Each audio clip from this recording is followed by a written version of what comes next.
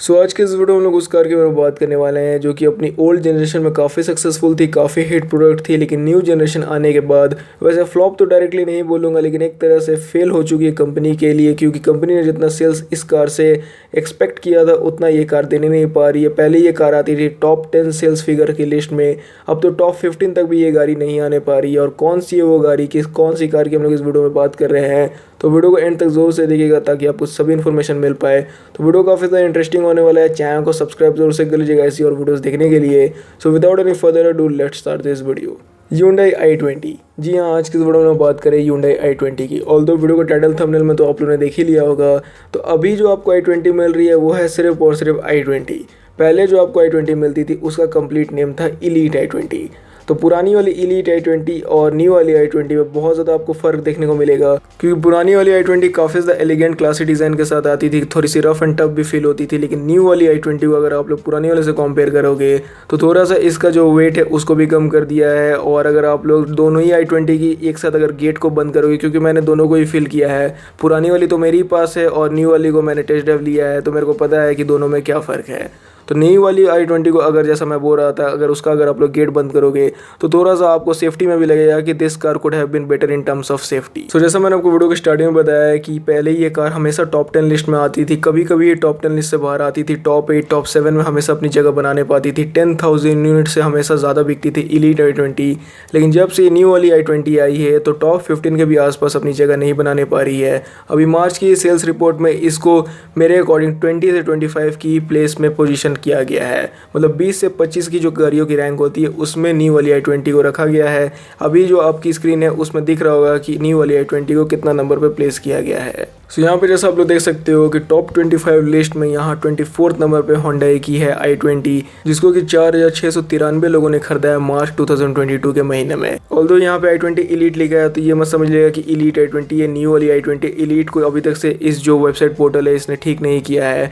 तो यहाँ पे न्यू i20 सिर्फ और सिर्फ बिकी है 4,700 यूनिट ऑलमोस्ट, आप लोग पकड़ सकते हो। एग्जैक्ट फिगर तो आपको दिख ही रही है। तो जैसा मैंने आपको बताया कि पहले 10-10 हज़ार यूनिट बिक जाती थी, लेकिन आज आप लोग देख लीजिए कि 5,000 भी नहीं टच करने पा रही है Hyundai की न्यू i20। और वहीं इसकी जो सबसे बड़ी राइवल दुश्मन है, यानी जो इसकी सबसे बड़ी कंपटीशन वाली गाड़ी है बलेनो, उसकी सेल्स अगर आप लोग देखोगे तो वो टॉप 10 लिस्ट की जगह पे है 3rd नंबर पे। जी हाँ, मारुति सुजुकी की बलेनो है 3rd नंबर पे। मार्च 2022 में 14,520 लोगों ने मारुति बलेनो को ख़रीदा है और Hyundai i20 को ख़रीदा है ऑलमोस्ट 4,700 लोगों ने। तो आप लोग डिफरेंस देख सकते हो कि ऑलमोस्ट 10,000 से भी ज़्यादा का है। पुरानी वाली Elite i20 की हालत ऐसी नहीं थी, वो काफ़ी अच्छी नंबर्स पे बिकती थी। वो कितनी ज़्यादा बिकती थी उसकी भी सेल्स रिपोर्ट अभी आपकी स्क्रीन पर डिस्प्ले हो रही होगी। यहाँ जैसा मैं आपको 2019 के सेल्स रिपोर्ट दिखा रहा हूँ, यहाँ आप लोग देख सकते हो कि 7th नंबर पे Hyundai की Elite i20 को प्लेस है, मतलब 7 नंबर पे ये गाड़ी है।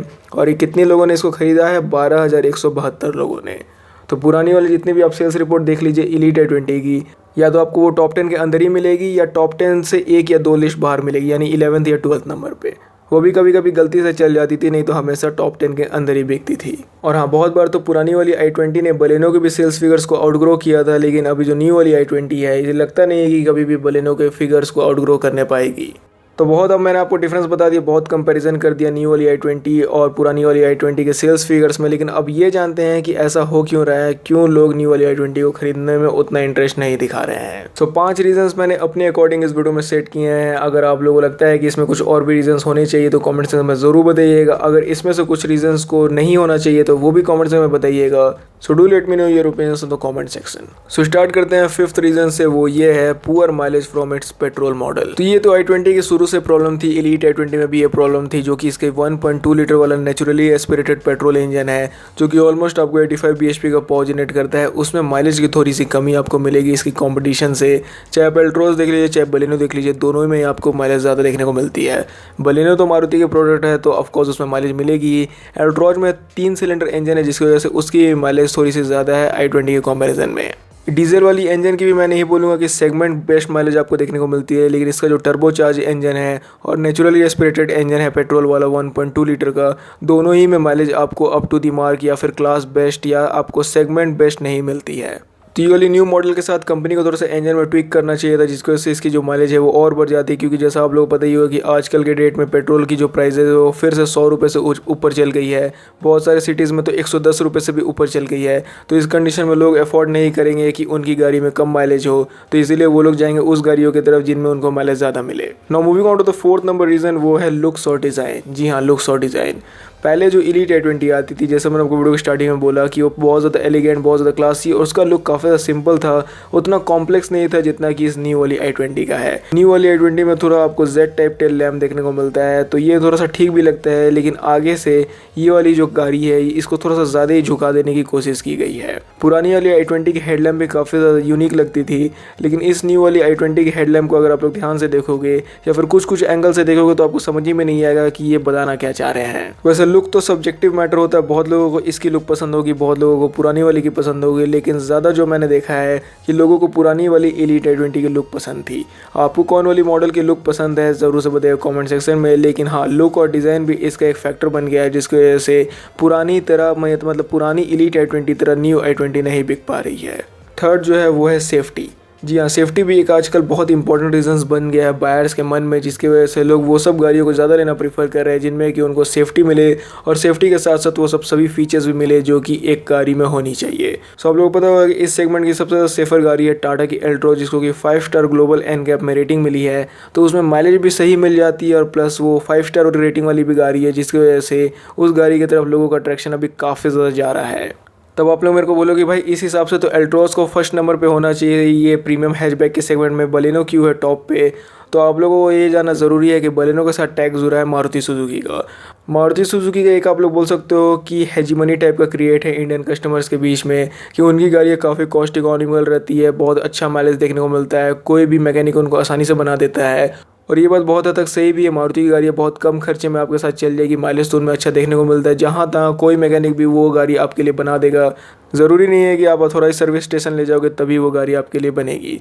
तो ये सब जो फैक्टर्स है अभी भी बहुत सारे बायर्स के मन से हटा नहीं है। एक बल के लिए वो सेफ्टी तो देख लेंगे, लेकिन उनको मारुति की ही गाड़ी चाहिए, नो मैटर उनमें उनको क्या माइलेज मिल रहा है, नो मैटर उनमें उनको मतलब कोई लोकल मैकेनिक काम करके दे रहा है नहीं, लेकिन मारुति का एक तरह से हेजीमनी क्रिएट है इंडियन कस्टमर्स के बीच में। अगर बलेनो फॉक्सवैगन की गाड़ी रहती, स्कोडा की गाड़ी रहती, निसान की गाड़ी रहती, तब आप लोगों को पता है कि उसकी सेल्स क्या होती। इनफैक्ट आप लोग बलेनो को ही देख लीजिए ग्लैंजा के रूप में टोयोटा में जो आपको मिलती है, तो टोयोटा ग्लैंजा और बलेनो तो सेम है, लेकिन फिर भी ग्लैंजा आपको टॉप 10 लिस्ट में क्यों नहीं मिलती है? क्योंकि ग्लैंजा के साथ नाम जुड़ा है टोयोटा का, वो टोयोटा के शोरूम में बिक रही है। तो टोयोटा का भी इज्जत है इंडिया में बहुत ज़्यादा, लेकिन मारुति इतना एक तरह से आप लोग बोलिए तो नहीं है। हाँ, टोयोटा के फैन बस भड़क मच जाएगा कि भाई तुमने ऐसा कैसे बोल दिया, वो कंपनी तो फॉर्च्यूनर बनाती है, उसका तो वर्चस्व चलता है इंडिया में, सब नेता गुंडे बदमाश उसी को यूज़ करते हैं। तो ये बात सभी को पता है, लेकिन एक तरह से मैंने आपके साथ वही डेटा शेयर की जो कि लोगों से निकल कर आई है। आप लोग अपने अगल बगल किसी भी चाचा को पूछ लीजिए, वो मारुति सुजुकी की गाड़ी आपको as a first time buy करने के लिए बोलेंगे, वो कोई और कंपनी की गाड़ी नहीं बोलेंगे। सेकंड बोलेंगे होंडा की, और जो ज़्यादा देश से जुड़ा हुआ आदमी है तो मारुति बलेनो बिक जा रही है अपनी माइलेज की वजह से। एल्ट्रोज में माइलेज के साथ साथ आपको सेफ्टी भी मिल जा रही है, तो दोनों गाड़ियाँ काफ़ी अच्छी बिक रही है। अब बात आती है होंडा i20 की। तो i20 में जैसा मैंने आपको बोला कि माइलेज तो आपको कम मिल ही रही है, साथ ही पुरानी वाली मॉडल से इसकी जो वेट है उसको भी कम कर दिया गया है, और अभी तक से इसका कोई ग्लोबल NCAP टेस्ट नहीं किया गया है। और बहुत लोग ये भी क्लेम करते हैं कि पुरानी वाली की तरह इसका जो स्ट्रेंथ है, इसका जो स्ट्रक्चर वो उतना मजबूत नहीं है। वैसे ये थोड़ा सा कंट्रोवर्शियल टॉपिक हो जाएगा, यहाँ डायरेक्टली मैं क्लेम नहीं कर सकता कि ये गाड़ी अनसेफ है, लेकिन पुरानी वाली मॉडल से कंपेयर अगर आप लोग करोगे तो थोड़ा सा आपको हल्का फुल्का अपने से भी फील हो जाएगा। सो होंडा को ज़रूरत है कि जल्द से जल्द इस गाड़ी को ग्लोबल NCAP में टेस्ट करवाए। अगर इसको बहुत अच्छी रेटिंग मिलती है तो इस कार के साथ भी एक सेफ्टी का टैग जुड़ेगा और लोग भी इसको खरीदना और पसंद करेंगे। But for the time being safety could have been better in this new i20। अब सेकंड नंबर पे पॉइंट है कंपटीशन। तो कंपटीशन के बारे में तो मैंने आपको थोड़ा सा डिटेल शेयर कर दिया, अब और ज़्यादा एलोबोरेट कर देता हूँ। तो ये जो प्रीमियम हैचबैक सेगमेंट है, पहले इसमें उतना कंपटीशन नहीं था, आज भी उतना कंपटीशन नहीं है, लेकिन फिर भी अगर प्राइस रेंज के हिसाब से देखा जाए तो इस रेंज में आपको बहुत ज़्यादा गाड़ियाँ मिल जाएगी। अगर स्पेशली सेगमेंट के हिसाब से देखा जाए तो आपको मिलेगी मारुति की बलेनो, टाटा एल्ट्रोज और Hyundai i20। पहले दो गाड़ियाँ इसमें और थी, फॉक्सवैगन पोलो, होंडा जैज़, तो वो दोनों गाड़ियाँ फिलहाल के लिए डिसकंटिन्यू हो चुकी है। सो ऑल्दो देखा जाए तो तीन ही गाड़ी आपको इस सेगमेंट में देखने को मिल रही है। जैज अभी भी कोई कोई डीलरशिप में भले आपको देखने को मिल जाए, लेकिन यही तीनों गाड़ियाँ अभी इस सेगमेंट में आपको सबसे ज़्यादा देखने को मिलेगी। तो ये तीनों गाड़ियाँ एक दूसरे को काफ़ी ज़्यादा कॉम्पीट करती है, और सिंस मारुति का प्रोडक्ट है बलेनो, तो बलेनो तो टॉप पे रहेगी आप लोगों को, जैसा मैंने आपको बता दिया। अभी पिछले कुछ समय से इंडिजिनियस प्रोडक्ट के लिए भी लोगों के मन में थोड़ी सी इच्छा जाग गई है, जिसकी वजह से टाटा की गाड़ियाँ भी काफ़ी अच्छी बिक रही है। तो एल्ट्रॉज इस रीज़न से आपको अच्छी नंबर्स पे बिकती हुई हर महीने दिख रही है। लेकिन i20 की बात की जाए तो इलीट i20 भी काफ़ी अच्छी नंबर्स पे बिकती थी, लेकिन ये न्यू वाली i20 को कॉम्पिटिशन से बहुत ज़्यादा चैलेंज फेस करना पड़ा, जिसकी वजह से इसकी सेल्स बहुत कम हो गई है। सो आप लोगों को क्या लगता है, होंडा को क्या ऐसा करना चाहिए जिसकी वजह से कंपटीशन के बीच में अगेन ये स्टैंड करने पाए और इसकी भी सेल्स टॉप 10 के अंदर जाने पाए? और फर्स्ट और सबसे इंपॉर्टेंट फैक्टर के बारे में बात करते हैं कि क्यों ये गाड़ी अभी नहीं उतनी अच्छी बिक पा रही है पहले की तरह, वो है हाई ऑन प्राइस। जी हाँ, हाई ऑन प्राइस।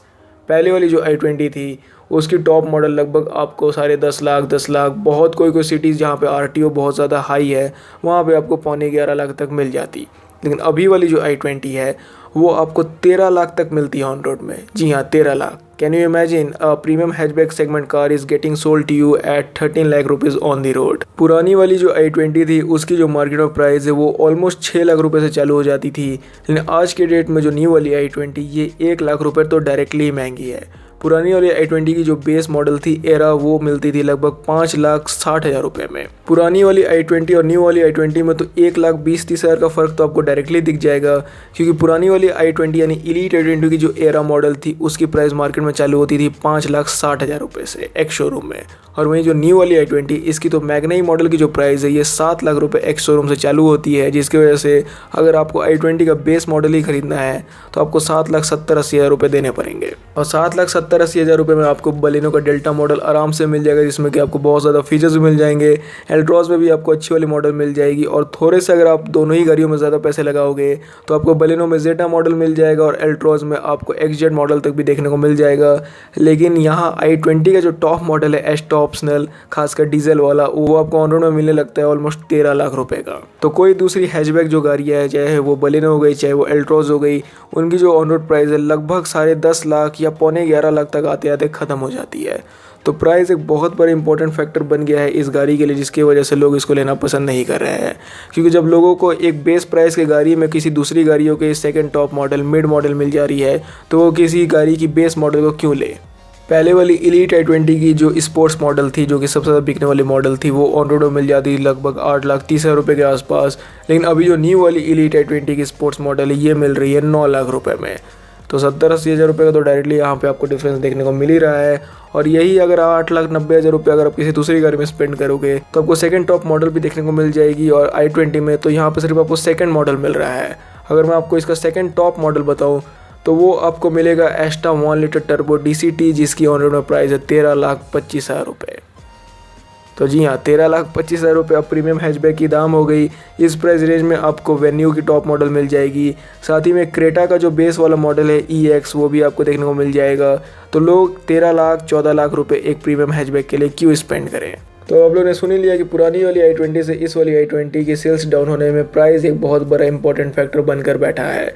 तो अगर कंपनी को चाहिए कि इनकी सेल्स पुरानी वाली i20 जैसा हो तो प्राइस तो इनको ज़रूर से डाउन करना ही पड़ेगा, नहीं तो सेल्स इसी तरह से मार खाती हुई दिखेगी। सो फिलहाल के लिए इस वीडियो में मेरे पास यही 5 रीजंस थे। तो अगर आपको कोई और रीजंस पता है so do let me know your opinions in the comment section. तो फिलहाल के लिए आज के वीडियो में इतना ही, जहाँ पर हम लोगों ने बात किया कि न्यू i20 पुरानी वाली i20 से कम क्यों बिक रही है। तो वीडियो पसंद आता है तो लाइक शेयर सब्सक्राइब करना मत भूलिएगा। आप लोग वीडियो देखने के लिए थैंक यू।